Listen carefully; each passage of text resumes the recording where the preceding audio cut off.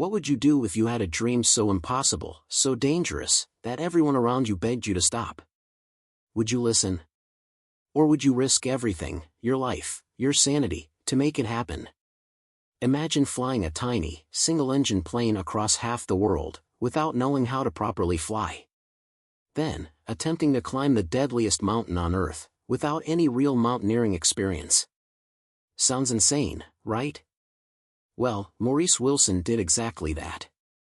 This is the unbelievable, almost suicidal, story of one man's obsession with Mount Everest. Maurice Wilson was not your typical mountaineer. A British World War I veteran, he had no experience in climbing or flying, yet he hatched a plan so outrageous that it became one of Everest's most legendary, and tragic, stories. He believed that through fasting, prayer, and sheer willpower, he could conquer Everest alone. And he was ready to risk everything for it. Before we dive into the madness of his Everest stunt, let's rewind. Who was Maurice Wilson? Born in 1898 in England, Wilson was just a teenager when he was sent to fight in World War I.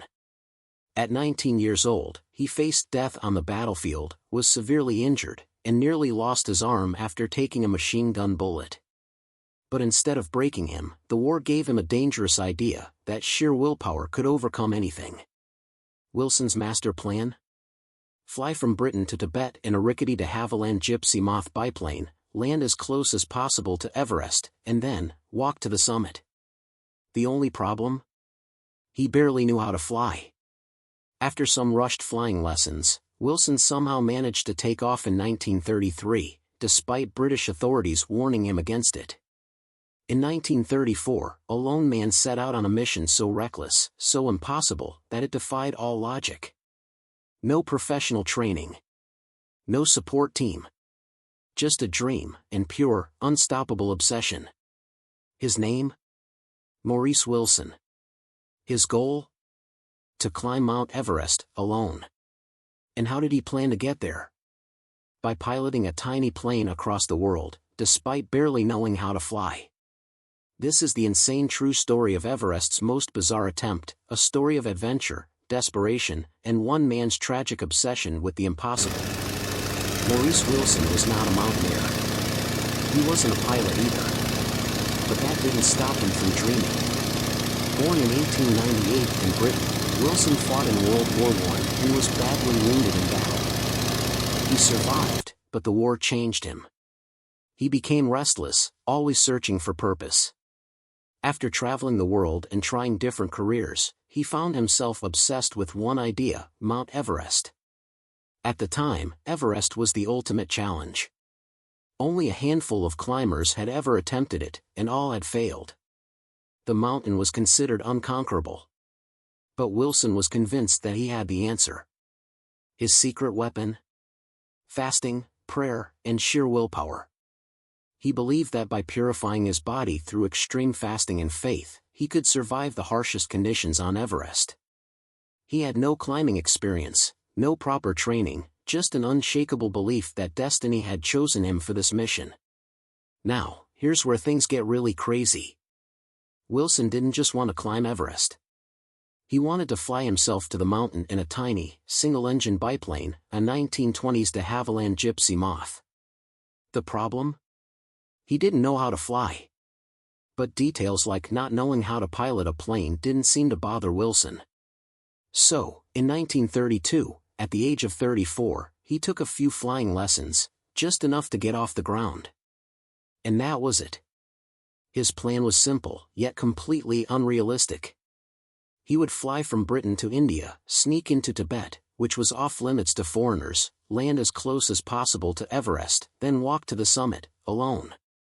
Against all odds, in 1933, Maurice Wilson took off. From the start, Wilson's journey was a disaster waiting to happen. His flying skills were questionable at best. He crash-landed multiple times. Officials detained him in India, confiscating his plane. He was told, repeatedly, to give up. But Wilson refused to quit. He smuggled himself into Tibet disguised as a Buddhist pilgrim, traveling hundreds of miles through rugged terrain just to get to Everest. And somehow, against all logic, he made it. base of Everest, reality hit hard. Wilson had no Sherpas, no rail climbing gear, and no clue what he was doing. But he pressed on. The weather was brutal. Snowdrifts swallowed him whole. Every step was agony. He tried to climb multiple times, but the mountain kept pushing him back. His diary entries became increasingly desperate. He was starving. Exhausted. Alone. But still, he refused to turn back. On May 31, 1934, Wilson made one final attempt to reach the summit. He never returned. A year later, in 1935, an Everest expedition found Wilson's frozen body in a small tent, high up on the mountain. His diary was with him. His last entry read, "Off again. Gorgeous day." He was just 1,000 feet from the North Col, agonizingly close to where serious climbers begin their summit push. But for Wilson, Everest had won. Maurice Wilson's story is one of the most bizarre and tragic attempts in mountaineering history. Was he brave? Or just insane? Some see him as a visionary, a man who believed so deeply in his dream that he defied all odds. Others see him as reckless, a man who threw his life away on a foolish stunt. Either way, his story lives on. And even today, climbers passing through Everest's icy slopes know that somewhere up there lies the man who dared to dream beyond reason. Wilson's story is both inspiring and tragic. Was he a fearless dreamer or a reckless fool? One thing's for sure, he etched his name into Everest history with one of the most bizarre, death-defying stunts ever attempted. And even today, his story remains one of the mountain's most mysterious and daring tales. So, what do you think? Was Maurice Wilson a fearless adventurer or just plain reckless? Let me know in the comments below. If you love insane survival stories like this, hit that like button, subscribe for more, and turn on notifications so you never miss a crazy tale from history.